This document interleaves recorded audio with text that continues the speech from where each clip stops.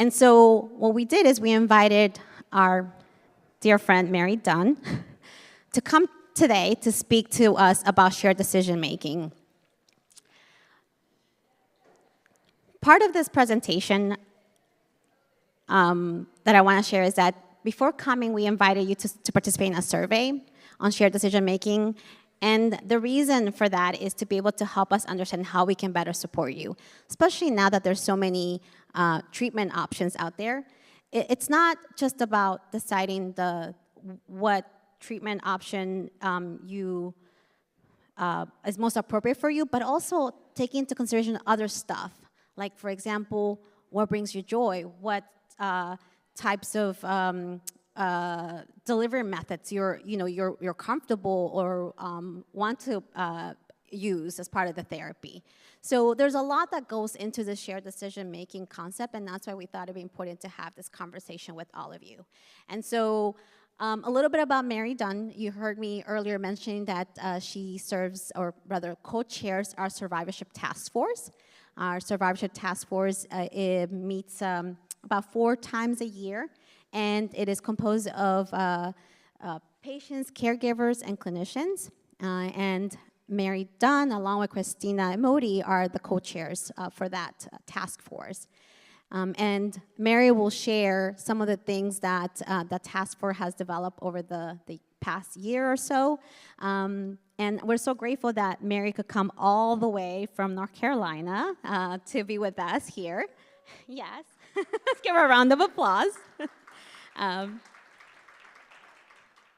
And Mary, really, she's engaged in many ways with Beacon. I mean, she's one of the first nurse practitioners who has been at our think tank medical meeting back in 2012, right? Yes. So she's over the years, has developed a posse, a crew that follows her around. She has many in her fan club here. So it's she's essentially part of the family. So with that, I'm going to hand it over to Mary to lead us into this conversation, and Stephanie will be here also as part of the Q&A session. So thank you so much.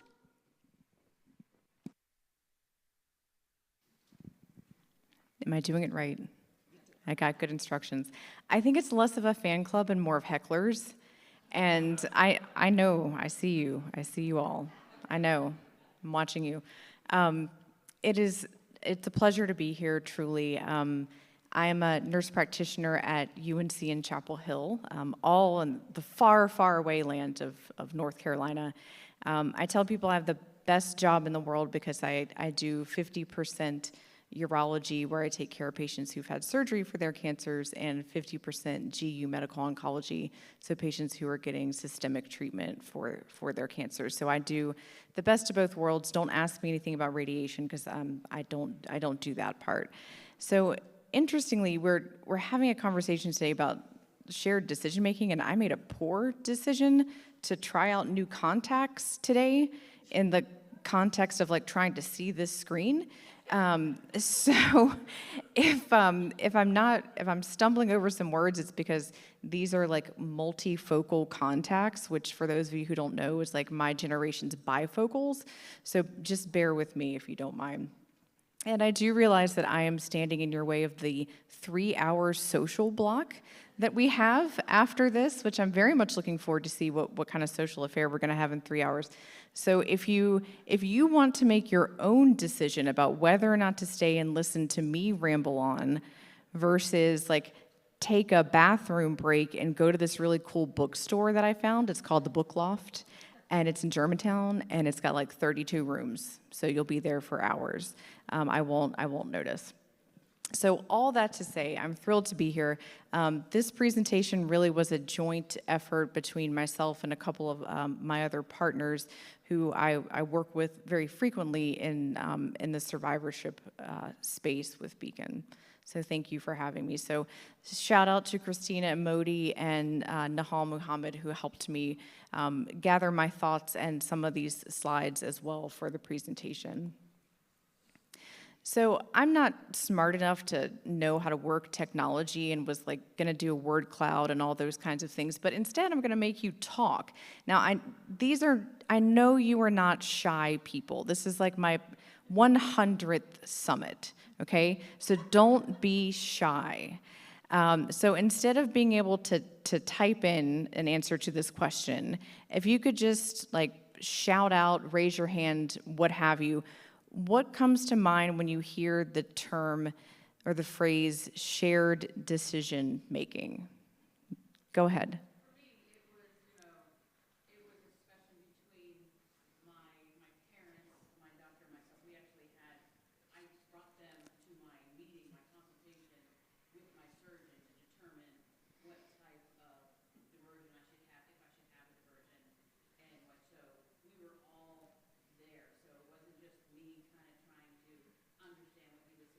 I had two other people listening to it at the same time, so then we could talk about it after the fact, because when you're talking to your surgeon about a major thing, you don't always remember everything. And so that helped me, and then my parents and I could have a discussion after the fact, and then it came down to, it was ultimately my decision what to do. But that was all a big help, that process. Great. It was very helpful. Great, thank you for sharing. Any other, it could just be a word that comes to mind when you hear shared decision making? Oh, over there, over there. When Beth found out that she was going to need surgery, we went to Rutgers University Hospital, Robert Wood, and we got a consultation there, and we also went to Columbia in New York, and we were fortunate enough to have a friend who was a child oncology nurse who was still working, and she went with us on both visits, and just the first, yeah, and she was a big help to you in making a decision, and it made the doctor much more attentive, knowing that she was in the room with us, and she was asking questions to help Beth through this. She could ask questions that we didn't know to ask. She's a pediatric oncology nurse, so on our second visit with the surgeon we ultimately went with, we brought her, and it was very, very helpful.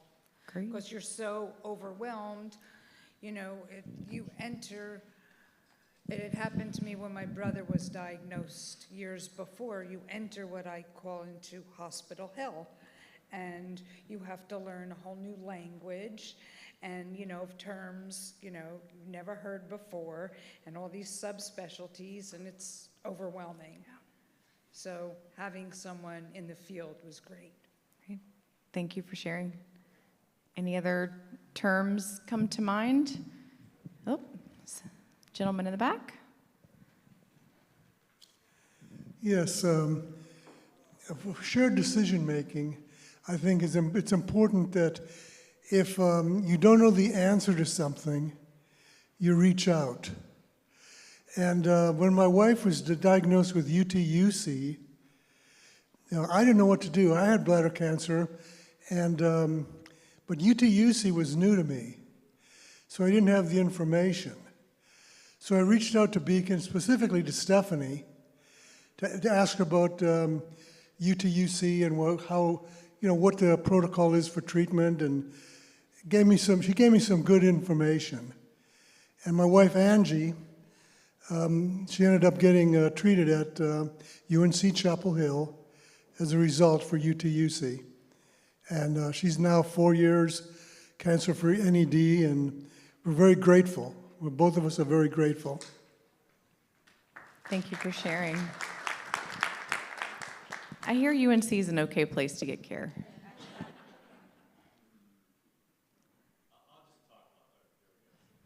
I think the word for me is family, because even if it's after the fact, no matter what decision you make, it impacts your family.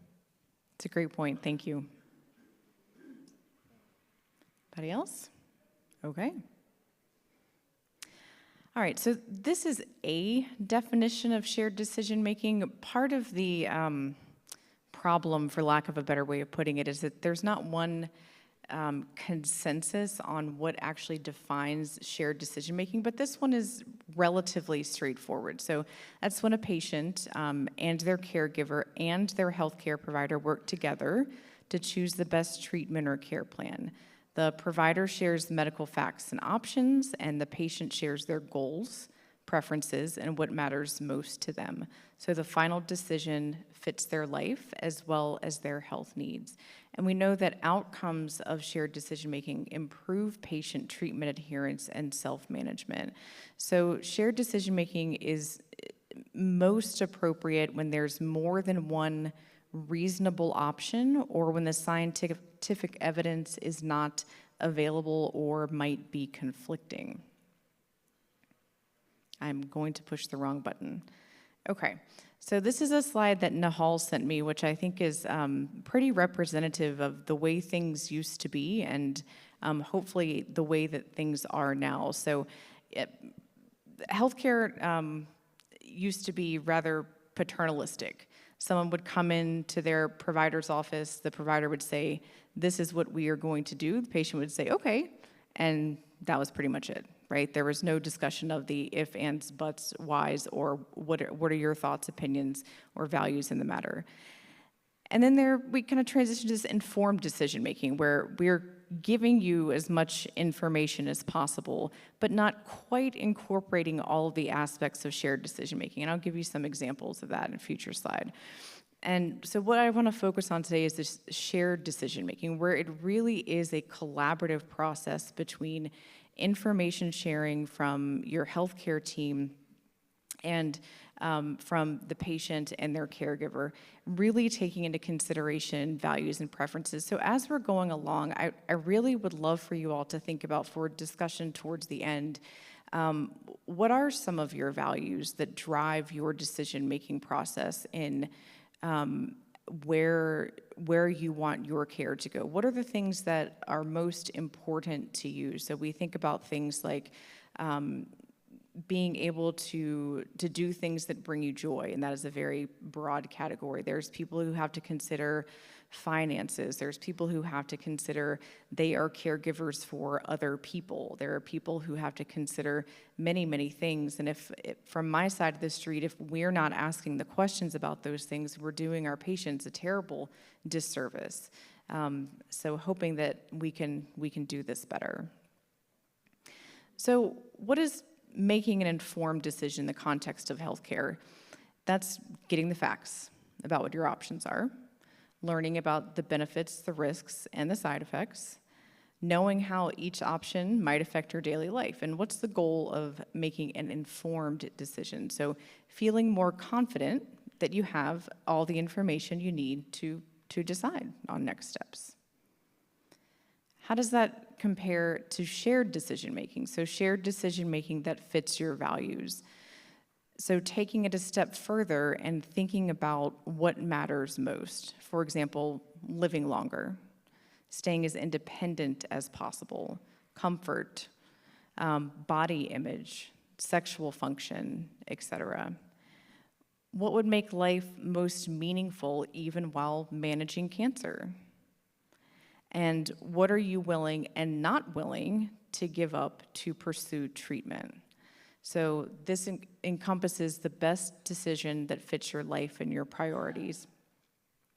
And I think an important thing to remember is it's really important to revisit your values over time, because as with anything in life, your priorities may change. I had a conversation with a patient just yesterday, a patient who has advanced prostate cancer, so different disease. But we've been together a long time, and in the beginning when he was diagnosed, he was, throw the whole kitchen sink at me, please.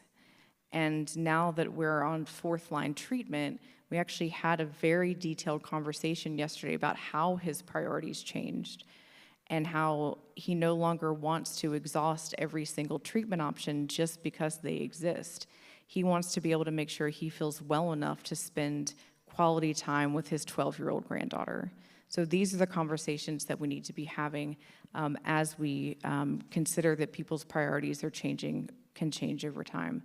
So the goal here is that your choice matches what matters most to you and your family as well. So what are some key differences here? So informed decision-making is an individual-focused information gathering. It can be applied to any type of decision, and it's acquiring knowledge to make a choice. So I will give you a non-medical example of informed decision-making, because I had a patient ask me about it the other day, about myself, and I almost laughed so hard I was in tears.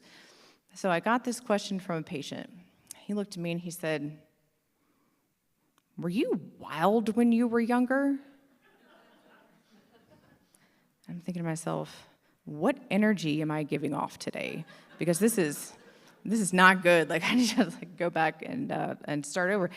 And I was like, well, I don't really have a wild bone in my body. Like, I'm the middle child, I'm the peacekeeper. Like, there's really no wildness here. And I was like, where is this going, and why am I here today?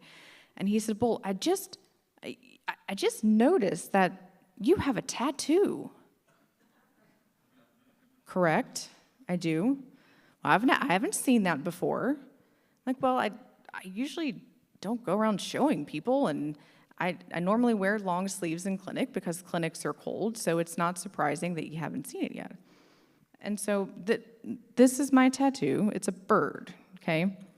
It's a bluebird on some flowers. So where he got the indication that this represents wild is really beyond me. It is a yard bird, guys. It is just a bird.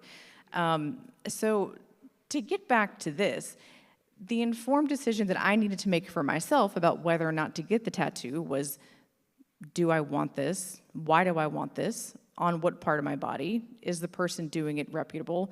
Am I strong enough to tolerate the pain? Am I okay with something being permanent? Informed decision making, right? Those are the questions I asked myself, and I said, okay, let's do it. And then apparently 4 years later, someone noticed in clinic, and I'm living my wildest life.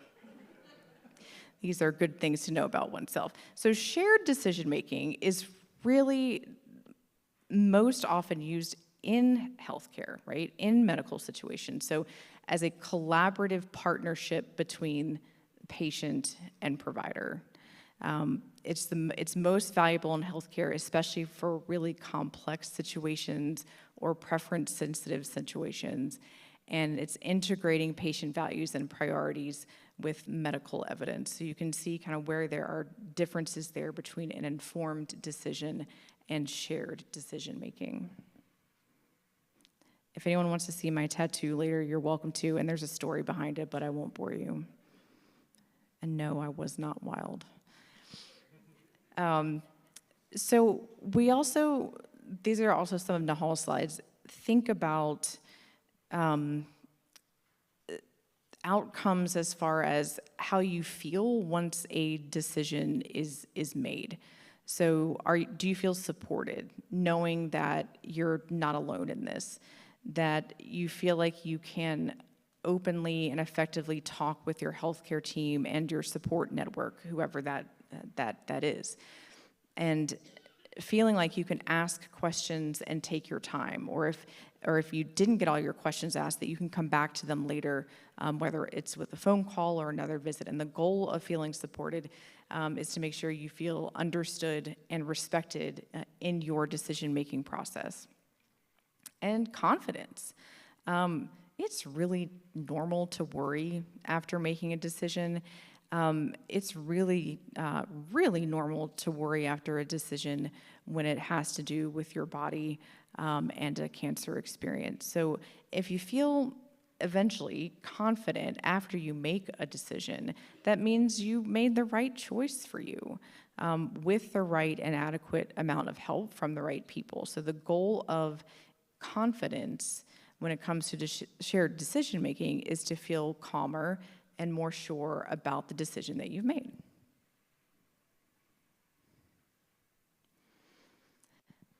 So part of shared decision-making is also helping ensure that folks are able to follow through.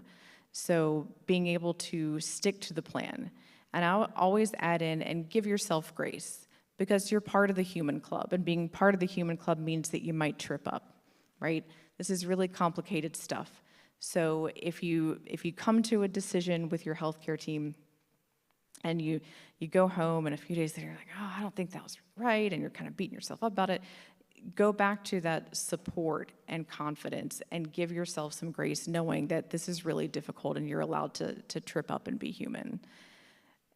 It helps ensure that people go to their follow-up visits, that they take their medications, they feel more empowered to ask for help if needed, when they feel like they themselves are part of the process and not being told what to do. And let your care team know if you have challenges such as cost or transportation or understanding what the heck is coming out of our mouths. So the goal of follow-through in the context of shared decision-making is to make sure that folks stay on track so they can get the best care. Then living well. Who here wants to live well? I figured the vast majority of you want to live well. And only you can define what that looks like for you, right? So sometimes as healthcare providers, we make assumptions about what it looks like to live well, depending on people's experiences, age, like the stories that they come with. And I will ask them questions about, hey, what's the most important thing to you right now? And I get some real interesting answers. So we can come with our own bias. So making sure that you know what brings you joy so that you can be living your best life. That's what I tell my nephew all the time. Make good choices so you can live your best life. So it's making good decisions that help you live better, live well, and not just longer. I think in medicine, especially in cancer care, we tend to kind of focus on how can we help people live longer. And you know what? We're doing that. We're doing that in bladder cancer. It gives me chills. That I am living at a time where when I first started doing this work, it had been 30 years since there was a new treatment for bladder cancer. And I'm kind of speaking in the advanced space, but yes, we are helping people live longer, but in that context, we also want to make sure people are living well, right? And focusing on quality of life as well. So making sure that you are happy with your choice, because that makes recovery easier. Using support groups and helping your family. So the goal here with living well is to feel comfortable and in control of your life while giving yourself grace for being human. So what are the things that point to lead to a good decision? And this is a little bit too much for my 12-year-old nephew to care about when I say, Carter, please make better choices. He doesn't really listen to me, but hopefully you guys will. So a good decision, and of course, this varies person to person, is based on full, complete information. It matches your values and your needs, makes you feel supported, confident, and understood by the people around you, not only your healthcare team, but the people who are going to be with you during this experience. It helps people follow through with care plans because, gosh, we certainly do ask a lot of people. We really, really do all of those follow-up cystoscopies. Good grief, all of the follow-ups for scans and labs and infusions. We ask a lot of people. So when we are using good shared decision-making in clinical practice, it helps people follow through with their care because they truly feel like they are playing an active role and are being heard, and helping you live well during and after treatment. Why does this matter? Not just to listen to me drone on, but why does it matter?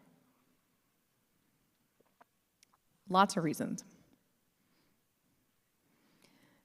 Many people with bladder cancer and their families face complex and preference-sensitive choices across multiple points in their care, from the time of diagnosis to whatever that initial treatment strategy is going to look like.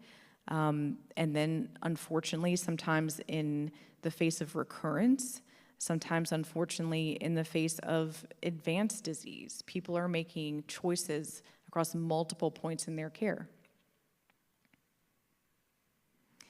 It's increasingly vital in bladder cancer care due to expanding treatment options. I think you all had a talk earlier this morning about all of the different options, which could have an entire session, entire day on all of the treatment options for bladder cancer in the non-muscle invasive space and beyond, which is extraordinary.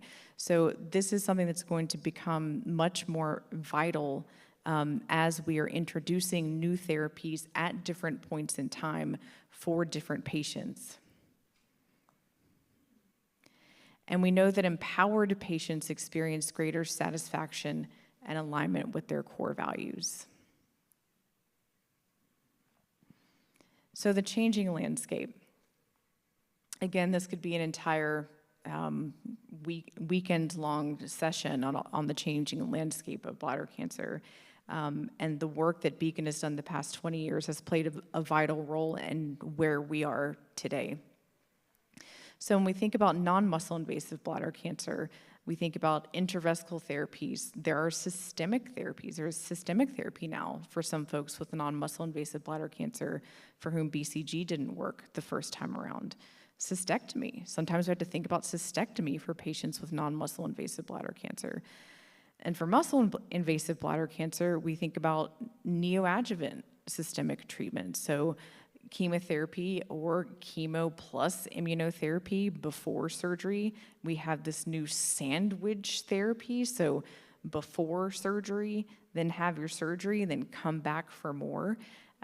So we're having to adapt to all of these new treatments. And we think about radical cystectomy. I think one of the easiest things for people to wrap their brains around when we think about shared decision-making for folks with bladder cancer is for people who need cystectomies is talking about diversions, right?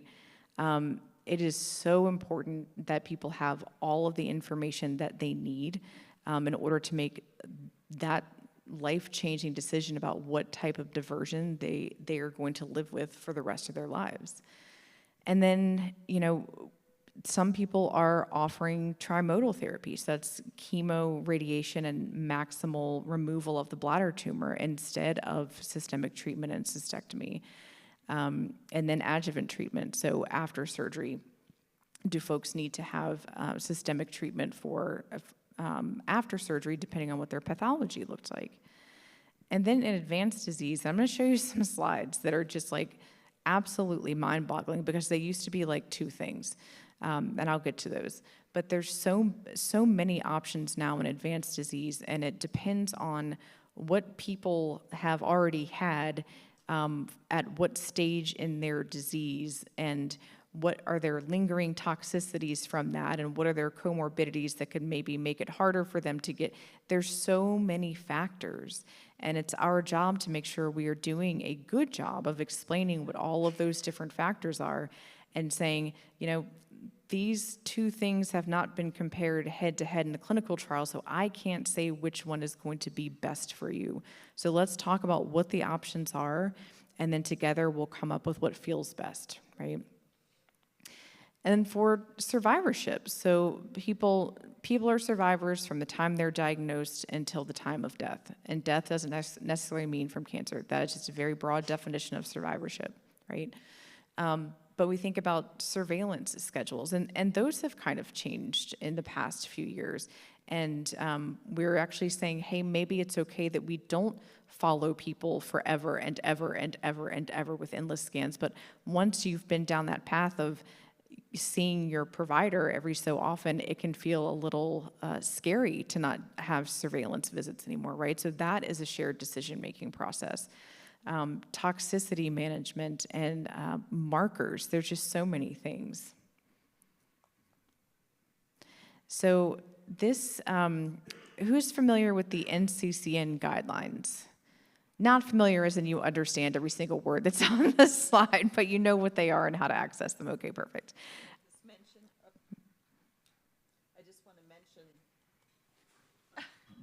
I just want to mention that the big book that's out there on the tables are the patient version of the latest NCCN guidelines that are specifically written in patient-friendly language. So please be sure that you take one home.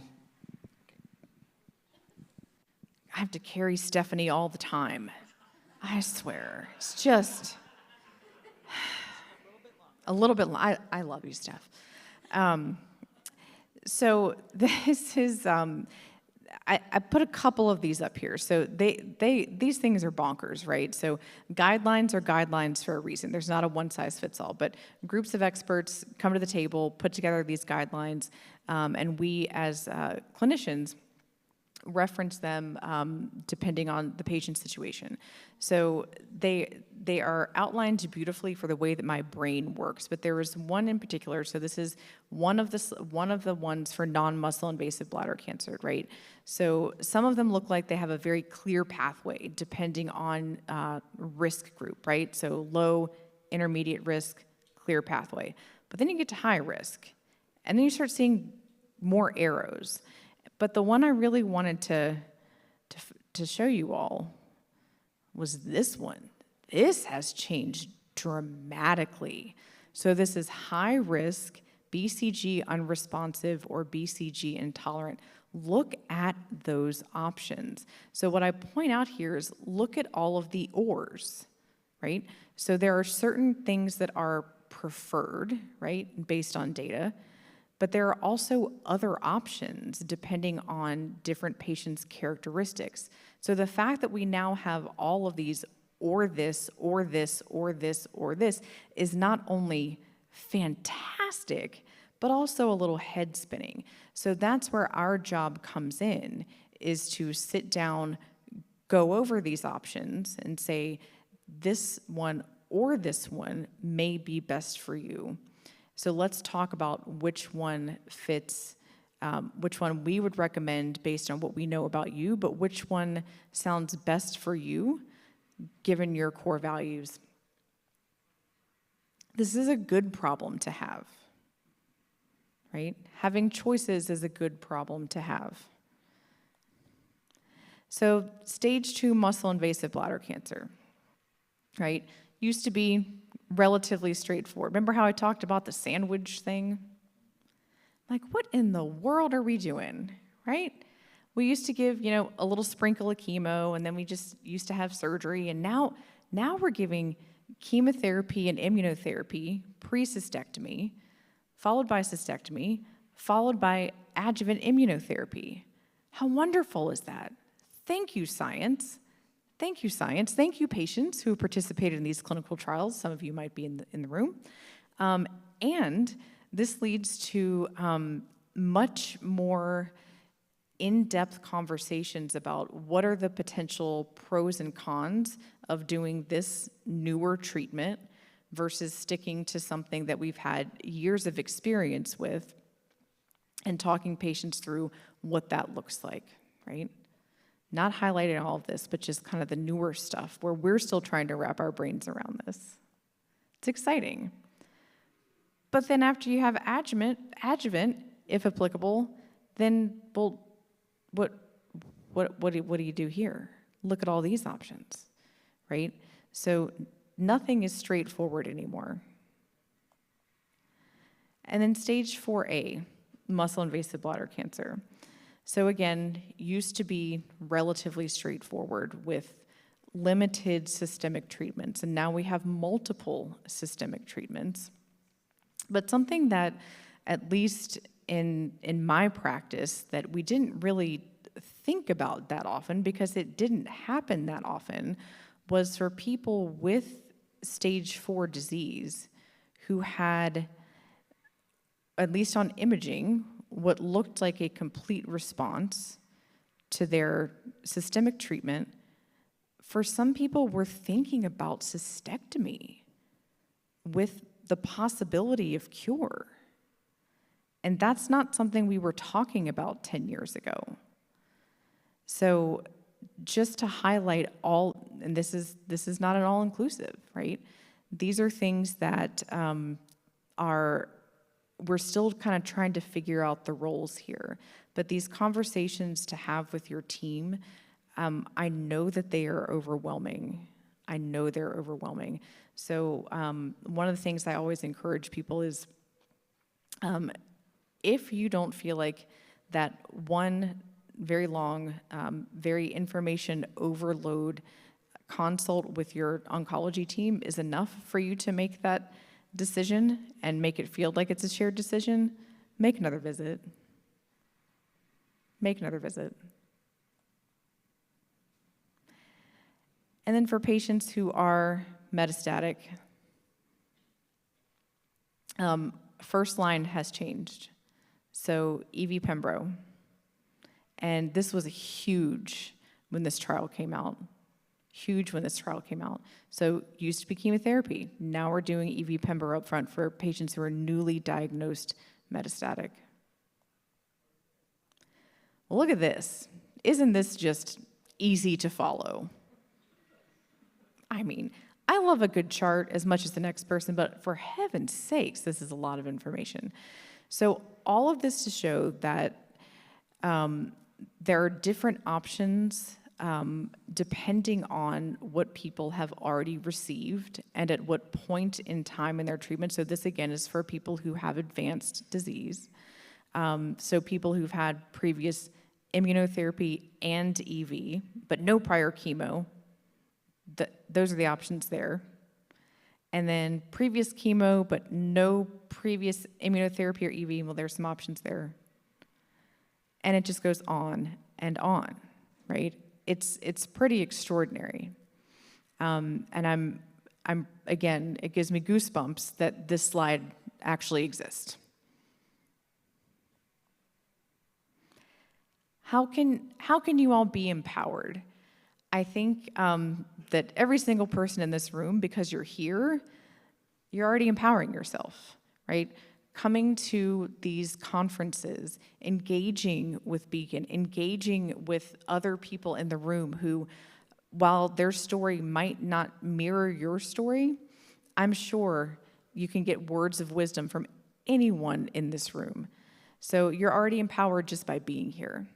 So we always want people to come to the table prepared to ask questions and understand options. And I realize that that is not something that everyone is capable of doing or is savvy enough to do or knows which questions to ask. So I think that that's part of our job, and it's part of what Beacon has worked on the past 20 years is to get information out there so that patients can feel more empowered coming to the table with that list of questions. You get to decide who wants to be part of the discussions. So some patients prefer to have their initial visits and or subsequent visits with just them. And there's a lot of reasons for that. One I get a lot is that I don't want to stress my family out. Okay, that's fair. Some people, I walk in the room and I'm like, it's a family reunion today. Okay, that's all right. Can I get more chairs? That's fine. Just squeeze over so I can get to my computer so I can log in.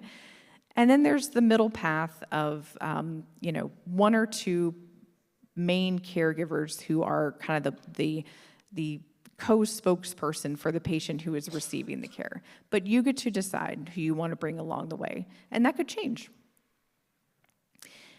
How to consider quality of life factors and decisions. I love a list. I'm a big fan of a list. I have like 700 of these notebooks. I like the OG notebook, okay? And this one is called Meeting Notes. So that's why I have it in my lap, because I have my meeting notes in it. So making a list of things that you wouldn't want to be impacted in a significant way by whatever treatment you are going to receive. And some of these things might not be realistic, but at least starting with that list, right? Managing expectations and asking questions can help with clarifying a lot of big question marks that you might be feeling. Avoiding information overload. It's okay to take a break, right? It's okay to say, hey, this is a lot. Can I just have a minute? I'm fine with like getting up and giving people a few minutes to catch their breath if they're feeling like it's too much. I would rather run behind in clinic than information dump on people when they are not in a place for it. We have to meet people where they are, right? So speak up for yourselves. Take notes and access reliable sources. What are reliable sources? Beacon, right? I think I have a slide with some other resources on the end. What is not a reliable source? Uncle Joe's blog. Not a reliable source, right? The internet is full of wonderful things. It's also full of really, really awful, misleading things. And one thing I try and tell people when you're in this decision-making process is there are a lot of well-meaning people on the internet, and they go to the internet to share their experiences and to find support for themselves, right?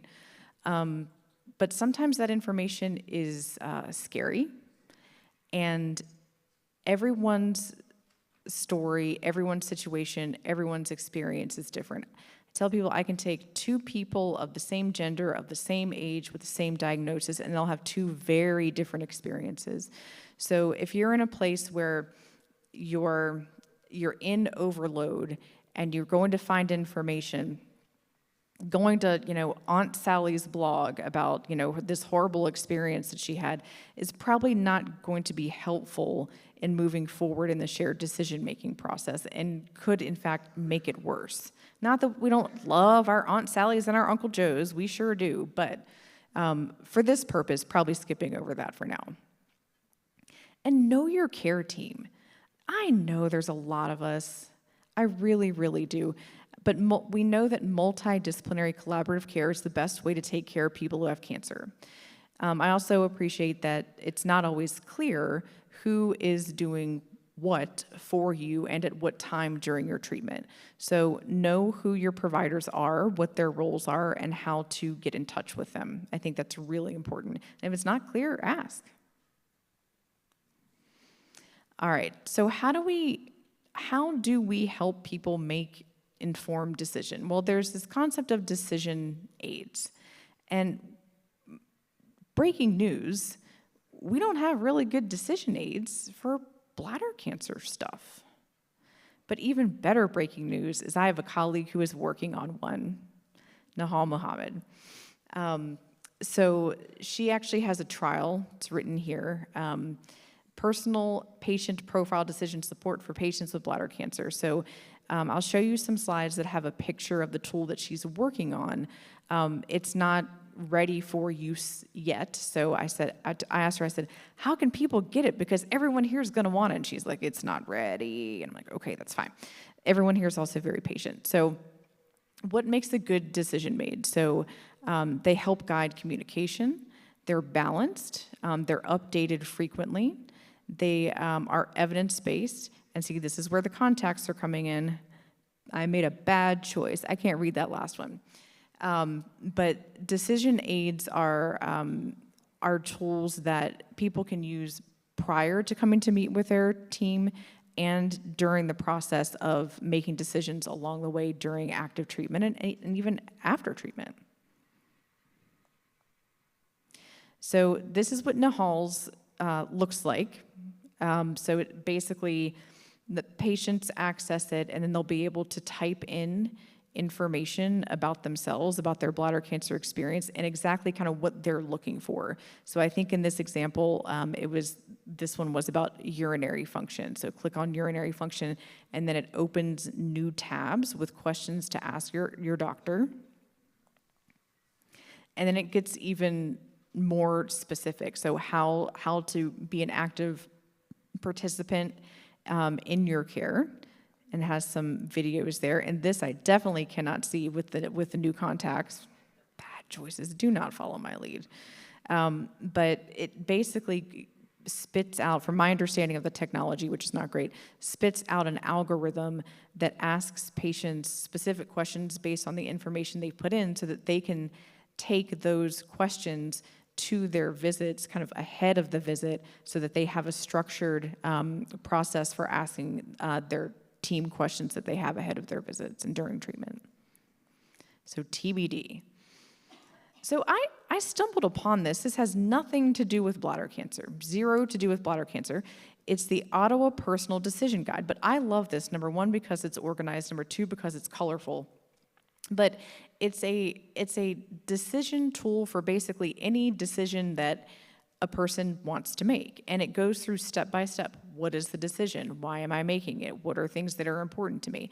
And I think that just knowing what a decision tool is supposed to look like can be helpful for people to kind of wrap their brains around of these are things I can be asking in the context of my bladder cancer experience, even though it's not bladder cancer specific. So this is free and it's online and you can download it, you can print it off, you can look at it if you think it's something that might be helpful for you. And these are some other resources. So of course, all the Beacon resources that exist on the planet are helpful, but these are some specific resources that are available that have to do with shared decision making. So there's a podcast, the What is Shared Decision Making and Why Does It Matter? And there's a couple of webinars about this topic. So those are all available on Beacon's website. You can listen, you can watch. They're all archived. The United Ostomy Association of America has some helpful information on their website about picking urinary diversions, what to expect with urinary diversions. So that is also a very helpful tool. And the American Cancer Society has a whole section on making treatment decisions that you can access as well. Again, not bladder cancer specific, but still can help with your tracking of your thoughts there.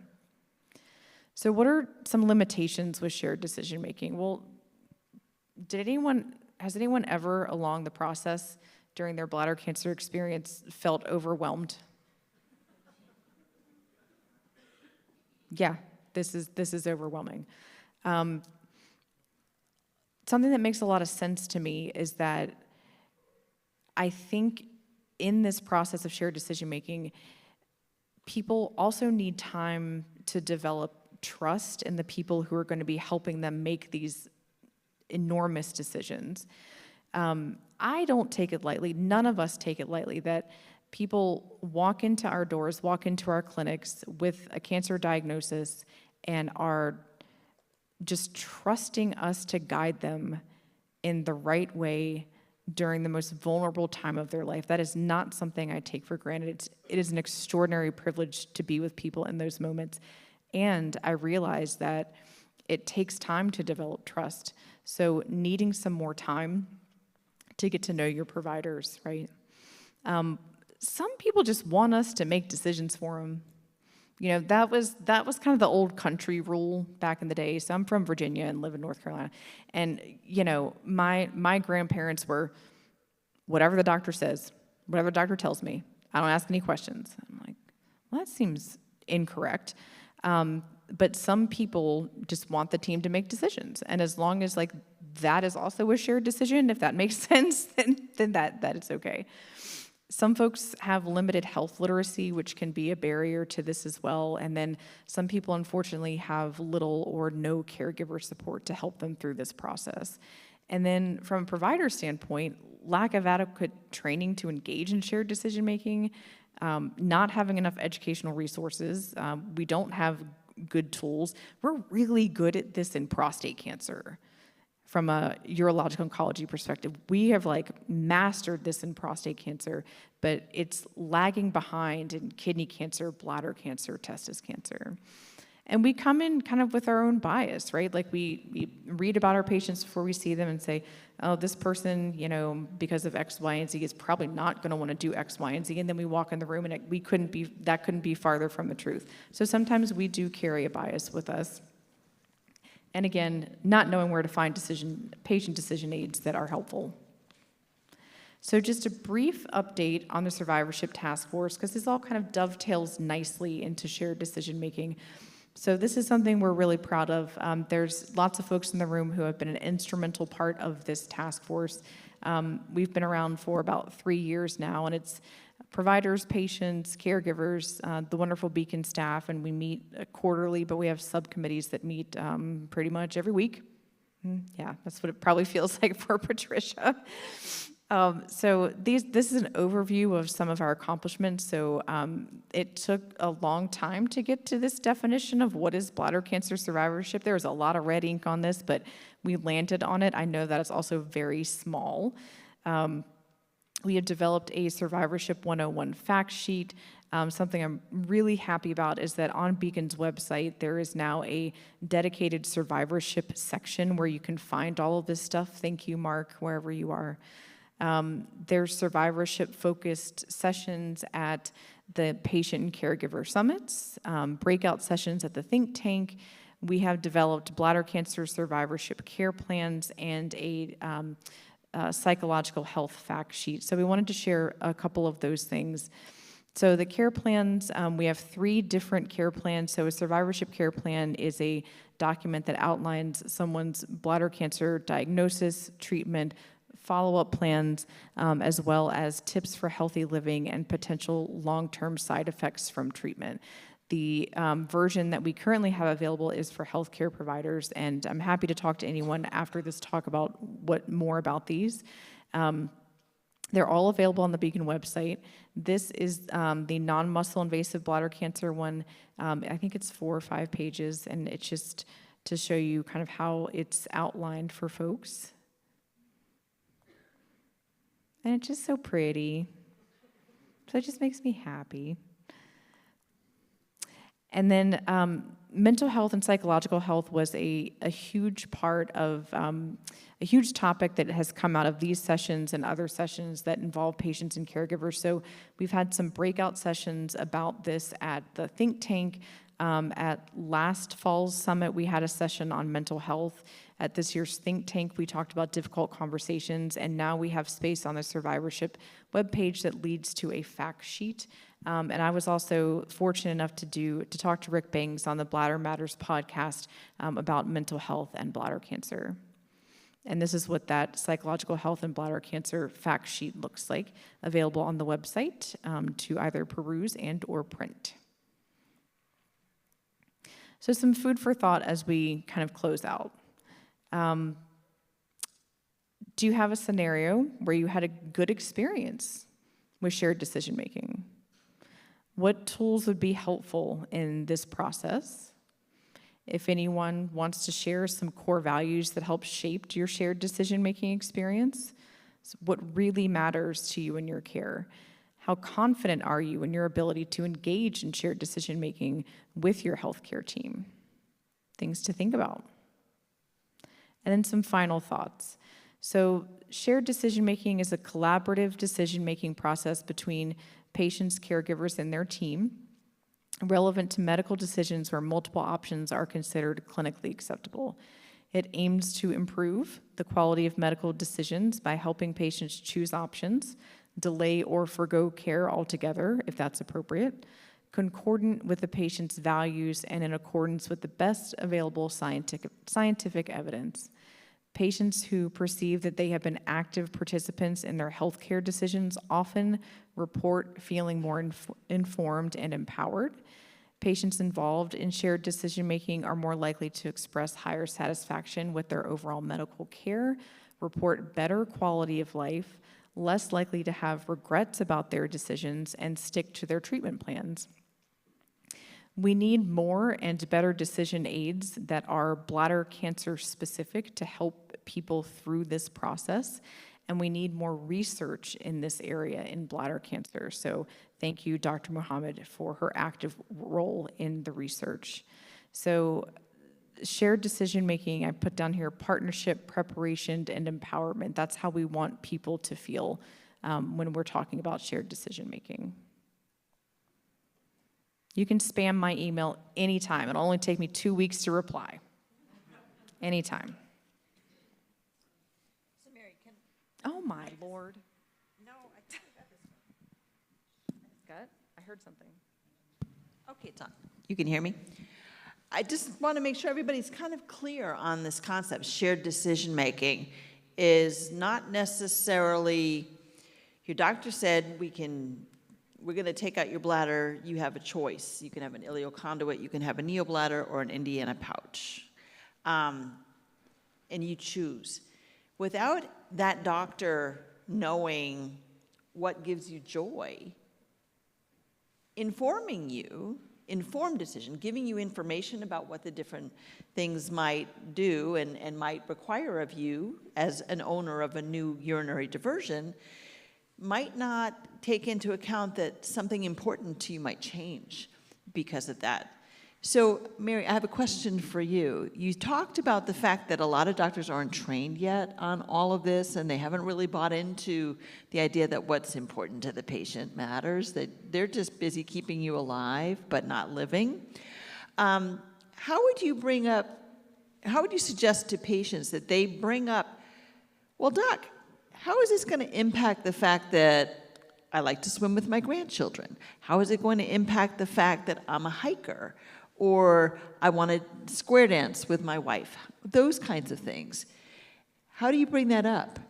Because those are things that might be important to individual patients. Just like that. Just like that, which I know sounds oversimplified and not trying to be, but some of the best interactions I've ever had with patients is when they just drop those kinds of questions on me, right? Because allowing myself to also be part of the human club, I don't do this right every time. I sure don't, and I don't pretend to, right? So if I'm making a recommendation and we're kind of going through a process together, and someone reminds me, well, Mary, I'm a farmer. I'm on my tractor 10 hours a day. I don't know if this is going to work for me. I'm like, oh, crap, like I forgot that part, right? It's okay to be direct with us, to ask us those specific questions that have to do with you, because sometimes we get it wrong and we don't do it well, and we'll forget that part. So I see nothing wrong in just explicitly asking, hey, who wants to square dance? First of all, someone teach me how to do that. But, I like to square dance. So am I still going to be able to do that with an ileal conduit? Yeah, it's totally fine just to bring it up. And this is why I would love to see these shared decision-making tools that are bladder cancer specific. I have big dreams, you know that, because I have a running list of things we need to get done. Sent to patients before their initial visit.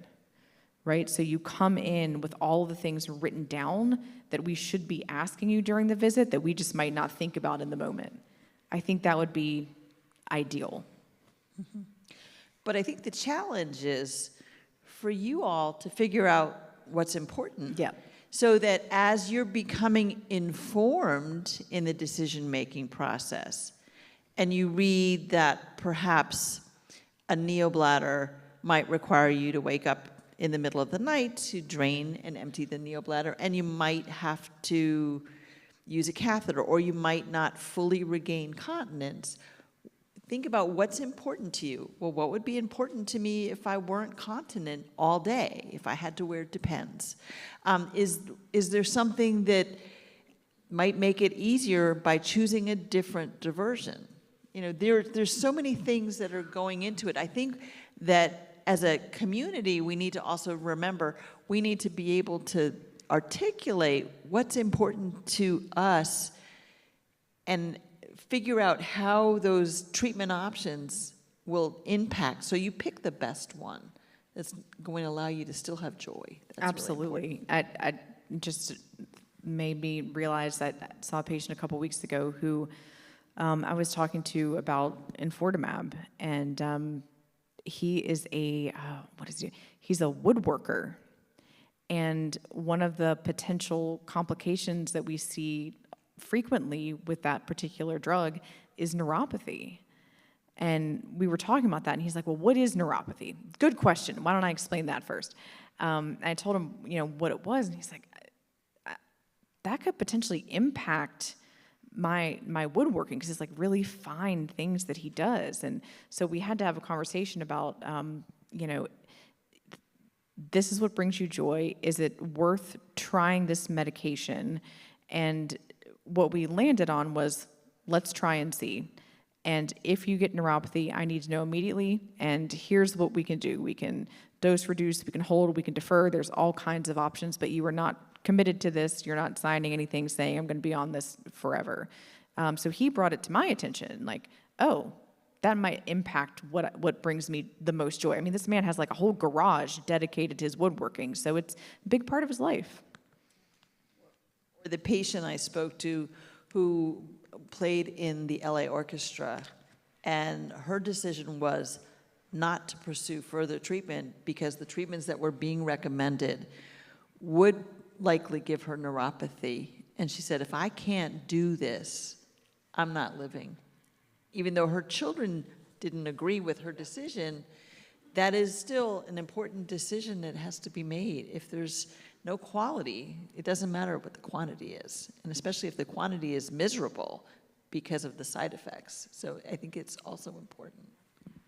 Those are very important points to keep in mind. And Mary, I want to thank you for making the vision come true during this presentation and addressing this important topic. And I think we have a question coming from the audience, so we'll take that. Yeah, so thank you for everything, and this follows Beacon's philosophy of living well. But how do you reconcile this with physician shortages, ostomy shortages, nurse practitioner shortages? And sometimes as a patient, I feel like I'm in a production line, and you have that 5 or 10 minutes, and you're talking, make another appointment. No, I can't do that because it's 6 months later before I can get in again. So how do you reconcile that in this process? Anyone else have a question? No?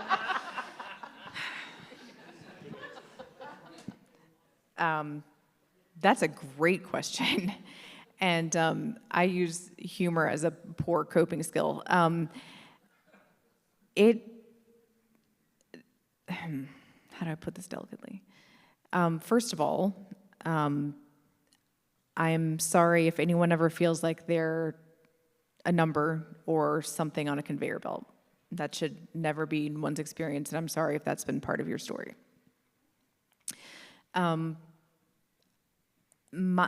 The way that I see things structured, again, in my brain in a perfect world, because you're right, there are 1 million barriers to doing this perfectly, is that we would be partnered with, because it doesn't always have to be the doctor or the nurse practitioner, right? We have nurse navigators as part of our team, and one thing I would love to see come to fruition is after every visit, for, like, say, a week after the visit, for a nurse navigator to touch base with the patient and say, this is what I, read in your chart about the visit with whomever. What questions can I answer for you?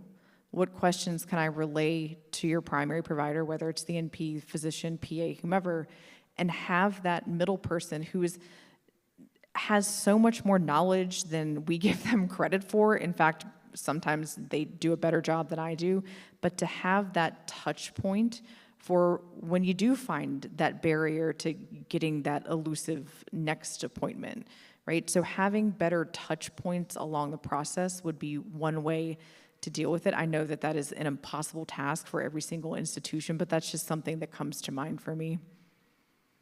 It's really challenging. Thank you, Mary. That was a great conversation. Thank you for having me.